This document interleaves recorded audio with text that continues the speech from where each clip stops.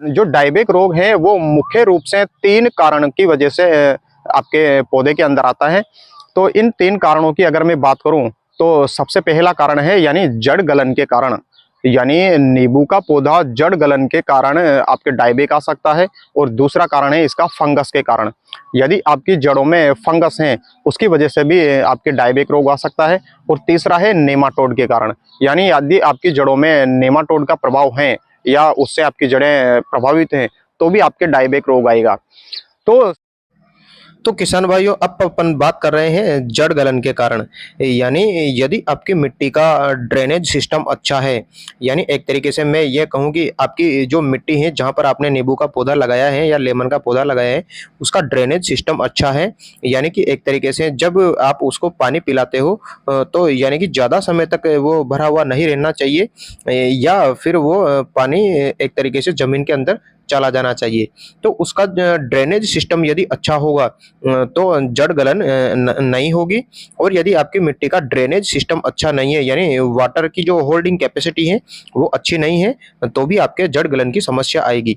और दूसरी चीज आप देख रहे हैं किसान भाई इस पौधे के अंदर, कि मैंने अपने बगीचे के अंदर क्या कर रखा है कि एक तरीके से इसकी जो जड़ों के आसपास और तनों के आसपास है वो मैंने मिट्टी चढ़ा रखी है, और साइड में एक तरीके से एक रिंग बना रखी है। इसका मतलब ये है कि जब मैं पानी पिलाता हूँ तो इसकी जड़ों के आसपास में ये पानी नहीं पहुँच पाता है, यानी कि हल्की हल्की नमी ही जाती है, जिससे कि जड़ गलन की समस्या नहीं होती। तो आप भी इस तरीके से जड़ों के या तनों के आसपास मिट्टी चढ़ा सकते हैं और साइड में उसको पानी दे सकते हैं, यानी खाद वगैरह है और जो भी आपको फर्टिलाइजर देना है वो साइड में रिंग के माध्यम से आप दे सकते हैं। तो एक तरीके से जड़ गलन का जो मुख्य कारण है वो है पानी का ड्रेनेज सिस्टम का, यानी मिट्टी का जो ड्रेनेज सिस्टम है वो ठीक नहीं होता है। यानी बहुत सारी मिट्टी ऐसी होती है जो एक तरीके से बहुत यानी लंबे समय तक उसमें पानी भरा हुआ रहता है और जड़ों को जो है वो ऑक्सीजन की पूर्ति नहीं हो पाती, और उसका मिट्टी का जो ड्रेनेज सिस्टम है वो एक तरीके से बहुत ही खराब क्वालिटी का होता है। यानी आप देखेंगे कि जो पथरीली जमीन होती है उसका जो वाटर का जो ड्रेनेज सिस्टम है वो बहुत ही अच्छा होता है।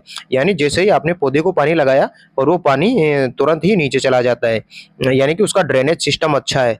तो एक तरीके से अपन ऐसा कह सकते हैं कि जो पथरीली जमीन होती है उसमें बागवानी की जो पौधे हैं वो उसमें जड़ गलन की समस्या कभी भी नहीं होती, और दूसरी जमीन में जड़ गलन की समस्या होती है। अब अपन बात कर लेते हैं जो डायबेक का दूसरा मुख्य कारण है वो ये है फंगस के कारण।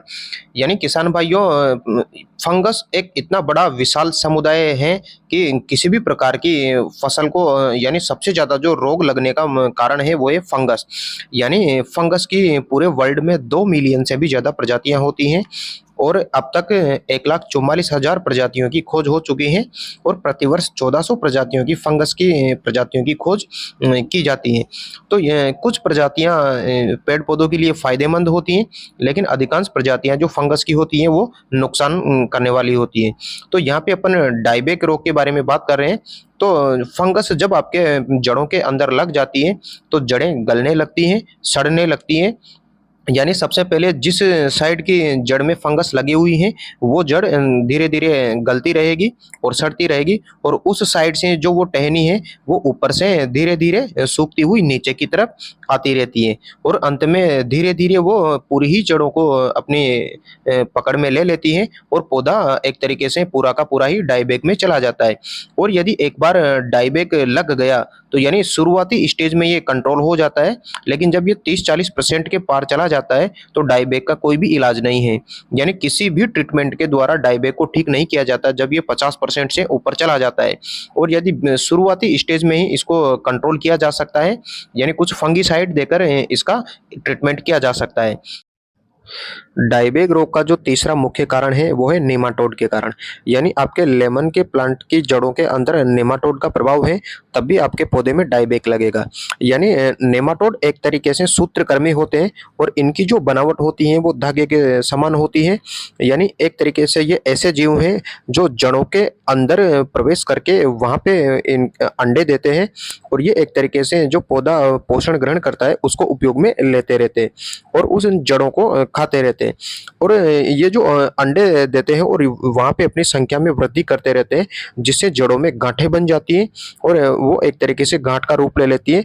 जब जड़ें नीचे से यानी जमीन के माध्यम से पोषण ग्रहण करती हैं, तो वो जड़ें यानी पेड़ के ऊपर सप्लाई नहीं पहुंचा पाती, यानी उसकी सप्लाई वहीं रुक जाती है, जिस कारण से जो उसके शाखाएं हैं वो ऊपर से नीचे की तरफ सूखने लगती हैं। तो यानी डाइबैक का नेमाटोड भी एक मुख्य कारण है। तो किसान भाइयों, ये जो डाइबैक के 3 मुख्य कारण थे, ये मैंने आपको समझाने की कोशिश की है। उम्मीद करता हूँ कि मैं आपको ये समझ में आए होंगे। तो अब अपन बात कर लेते हैं इसके ट्रीटमेंट की, यानी डाइबैक के उपचार की। तो यदि किसान भाइयों, सबसे पहले तो इसका बचाव ही उपचार है, यानी आपको बचाव ही करना होगा और उपचार बाद में है। यानी जितना ज़्यादा आप इसका बचाव करते हैं वो बेस्ट रहेगा। तो सबसे पहले यहाँ में अगर वाटर की एक तरीके से जो वाटर की मैनेजमेंट की मैं बात कर रहा हूँ, तो यानी अगर आप वाटर मैनेजमेंट इसका ठीक करते हैं, यानी लेमन के प्लांट को यदि आप वाटर मैनेजमेंट अच्छा रखते हैं, तो 50% से ज़्यादा जो डाइबैक की समस्या है वो आपके इससे ही खत्म हो जाएगी। लेकिन यदि फिर भी आपके डाइबैक आता है, तो मैं 3 ट्रीटमेंट इसके बता रहा हूँ। तो सबसे पहला है कॉपर हाइड्रोक्साइड 53.8% में आपको लेना है। ये कोसाइड 2000 के नाम से आएगा। यह एक तरीके से एक फंगिसाइड है। और दूसरा आपको लेना है थायोमेथैक्सोम 50% या 75% में, यह इंसेक्टिसाइड है।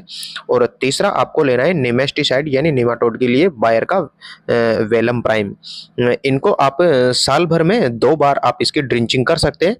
और अगर आप ये जो ट्रीटमेंट है, ये भी अगर आप बीमारी नहीं आने से पहले ही प्रतिवर्ष साल में 2 बार इसकी ड्रिंचिंग करते हैं, तो आपके कभी भी डाइबैक रोग नहीं आएगा। तो किसान भाइयों, कैसा लगा ये आपको हमारा वीडियो? यदि आपने हमारे चैनल को सब्सक्राइब नहीं किया है तो सब्सक्राइब कर लीजिए और बेल आइकन को प्रेस करके नोटिफिकेशन पर क्लिक कीजिए, जिससे कि आपको समय समय पर हमारे वीडियो मिलते रहे। तो चलिए अपन मिलते हैं एक नए वीडियो में। तो नमस्कार।